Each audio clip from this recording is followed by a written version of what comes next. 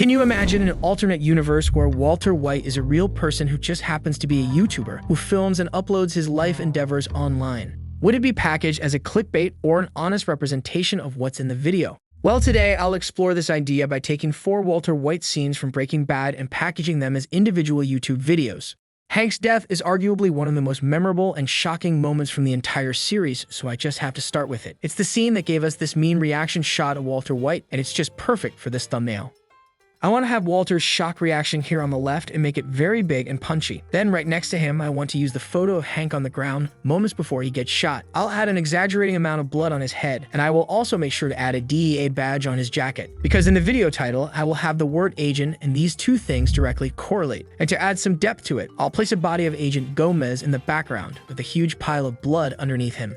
So I'll start off by removing the background from Walter's photo, and then I will move him to the left. I'll also make it a little bigger, because bigger is always better and small is not very good and useful.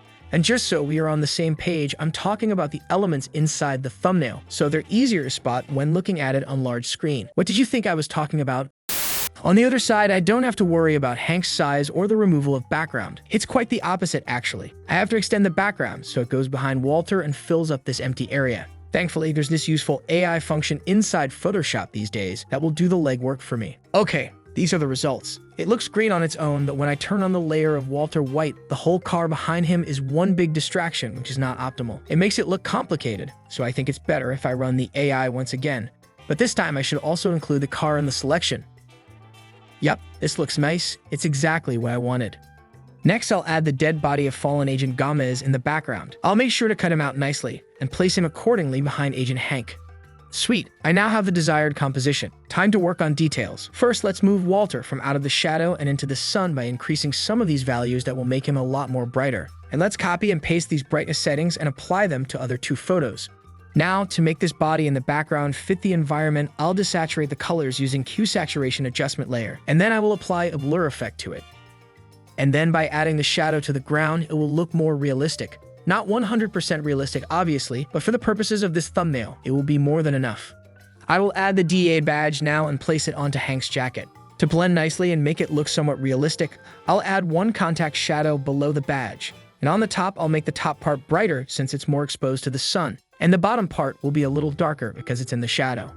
Time to spice things up with just a little touch of blood. These 2 fellas were brutally murdered in this scene, so it only makes sense to have an accurate representation of what happened. This should be just about enough for Agent Gomez. And now let's add some blood makeup to Agent Hank, specifically forehead and his eyes, because we want to be very extra about it.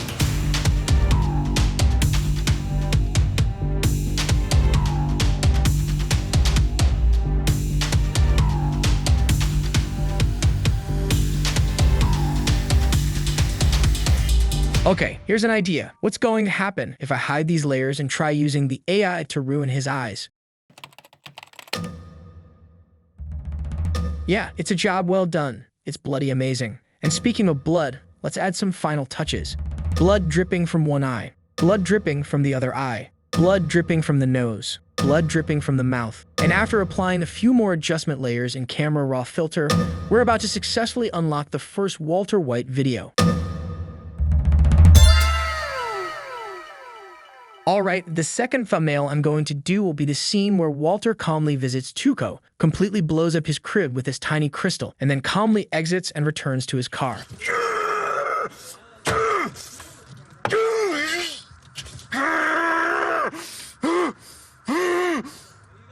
I'd like to achieve this type of thumbnail style, so let's get it done. This photo is a perfect starter where I pretty much just have to do the following. Step 1. Brighten the image by moving sliders inside the almighty Camera Raw filter. Step 2. Make a cutout around his hand which is out of focus. Then open the generative fill and ask it nicely to remove it. Once that's done, I'll select these 2 areas here and ask AI once again to fill it up. Step 3. I'll add this clean cutout of hand holding a bullet and replace it with a blue crystal. I'll first select and remove the bullet, and then I will make the gap between the thumb and the index finger wider so I can make the crystal slightly bigger. There's a small bullet left over on his index finger, so I'll just paint over to remove it. And I'll also enhance the shadow on the thumb. Step 4. Add text explosive, and then apply the regular black outline and shadow to it. In the real YouTube world, this would make text more visible when thumbnail is viewed on larger screen. Step 5. In many YouTube thumbnails, arrow is a mandatory element because viewers are idiots and they need guidance on what to look at in the thumbnail. So this is also what I'm going to do here. I'll add a bright yellow arrow that stands out nicely and simply pops. Step 6. It's time to add some finishing touches. This consists of making the crystal more vibrant and then adding glow around it, and then also adding some flares on top of the crystal to sell the effect of it being more bright and shiny than it actually is. This type of clickbait is usually approved by almost everyone, but it's still a clickbait nonetheless. Is it morally right to enhance the elements of your thumbnails and trick your viewers into clicking your video? Well, it is to a certain amount, but this is a discussion for another time. And with all that being done, let's unlock the second Walter White video. 2 thumbnails done, 2 more to go. The third thumbnail will be readjusting a photo from this scene. This was the moment in series where Walter hired fake hitmen, but Gretchen and Elliot never knew they were fake, so they continued to live their lives in fear afterwards. And tell me, what is scarier than 2 snipers being pointed at you and your partner in the middle of the night? Well, how about 6 snipers being pointed at you? And if you may be wondering what was the readjustment in this photo, here's a 10-second recap. I separated everyone from the background, made Walter White the same height as Gretchen and Elliot, cleaned up the background and Walter's jacket, and then at the end I added the additional sniper laser sights. Alright, let's reveal the packaging for the third Walter White YouTube video. Well, it looks like we've got a visitor here. What a funny coincidence, because the last thumbnail I'll be making today is for the episode where Walter White fights the Fly in the underground meth lab. This shot here would make for a great thumbnail, but let's only use it as inspiration. Step 1. With this high-resolution portrait photo of Walter White, I can easily zoom in without losing any of the quality, which is great because no one likes working with low-quality thumbnail assets. I'll cut out the eyes from this second photo that I have, and I'll put them on Walter's face. You probably already know where I'm going with this, so sit back and enjoy this quick process. I'll place it right above his real eyes, and then I will apply some magic to it. Just kidding, I'll just do the usual blending process. Using the powerful trio of adjustment layers and with the help of good old brush, I'll blend this eye so good with the rest of the face you will think it's his actual eye and not the obvious Photoshop. Now that I'm done with this eye, I'll do the exact same thing with the other one.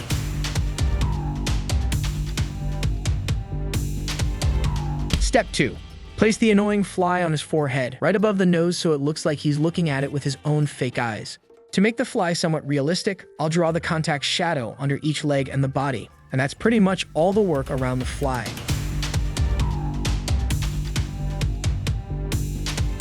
Step 3. This low-resolution lab photo will be used for the background, and the bad quality doesn't really matter, as I will apply a blur anyway. The only thing that might cause some issues is Walter White sitting in there in this table in front of him, so let's just quickly remove that. Sweet. Now I'll just apply blur to it, and then add some white glow behind so the face is not blending too much with the background.